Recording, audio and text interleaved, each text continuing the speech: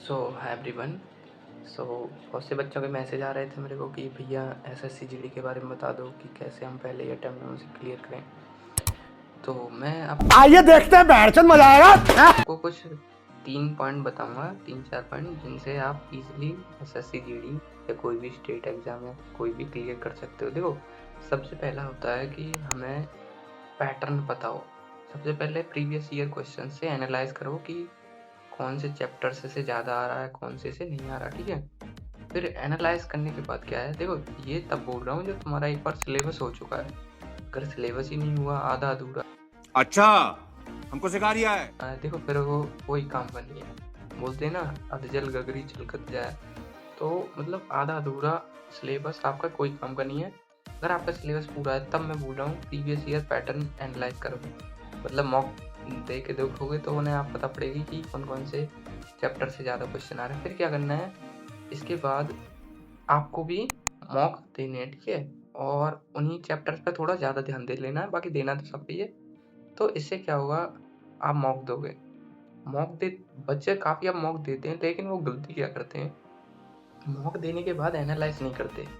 क्योंकि एक human psychology क्या है कि हमसे नई चीज़ कोई भी कितनी भी करवा लो, लेकिन हम कोई चीज़ हमने कर रखी है उसे रिपीट करने में हमें काफ़ी प्रॉब्लम होती है। तो अगर तुमने कोई चीज़ पढ़ रखी है, मॉक में देखोगे तो तुम्हारा दोबारा उसे पढ़ने का मन नहीं करेगा, ठीक है?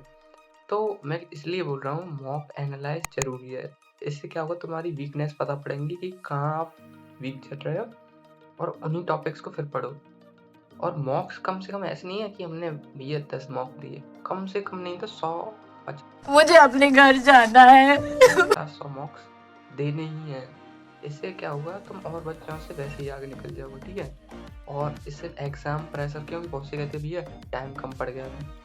ये तुम्हें टाइम को भी मैनेज करने में मदद करेगा। जब तुम इतने मॉक्स दे दोगे तो तुम्हें पहले में मान लो कम टाइम पड़ा, मतलब टाइम कम पड़ गया, और दूसरे में तुम टाइम के अंदर करने लगे, तो ऐसे क्या है, इन पे तुम मास्टर कर लोगे इन चीज़ों पे, ठीक है? और तीसरी चीज़ क्या करनी है, देखो revision. First of all revision ऐसा रखना है कि डेली आपको मैथ्स के कुछ चैप्टर रिवाइज करने हैं। अच्छा, मॉक देते वक्त आप लोगों ने नोटिस किया होगा कि हम कोई फॉर्मूला ही भूल जाते हैं। तो वो क्यों होता है, क्योंकि हमें प्रॉपर रिवीजन नहीं हुआ होता है। तो इसलिए रिवीजन पे तुम्हें विशेष ध्यान देना है। और फोर्थ थिंग जो सबसे इम्पोर्टेंट है, देखो आप जैसे पैरामिलिट्री फोर्सेज और इन सब की तैयारी कर रहे हो डिफेंस की, तो फिजिकल अपना अच्छा रखो कि डेली आप रनिंग करने जाओ। ये नहीं कह रहा मैं शुरुआती तुम 5 किलोमीटर भागो। शुरुआती आप ऐसे 1 किलोमीटर भागने से 1 हफ्ते तक 1 किलोमीटर, फिर 2 हफ्ते तक 2 किलोमीटर ऐसे करो। इससे क्या होगा, तुम्हें देखो फिजिकल, क्योंकि मैं अपना बताऊँ, मैं फिजिकल में रह चुका हूँ। मेरी रीज़न यही था, मैं उसके भरोसे बैठा था कि मेरा रिज़ल्ट आएगा, तब और फिर मैं नहीं मार पाया। तो इस वज़ह से मैं आप लोगों को बोल रहा हूँ कि देखो फिजिकल साथ के साथ लेके चलना है। ये नहीं है रिज़ल्ट आएगा तब या पहले पेपर निकाल लें। आप फिजिकल एक्टिविटी, अब मान लो 1 घंटा तो आप ईज़िली निकाल सकते हो दिन में, और 1 घंटा तो क्या, सुबह जल्दी जगने की हैबिट भी आ जाएगी तुम्हें।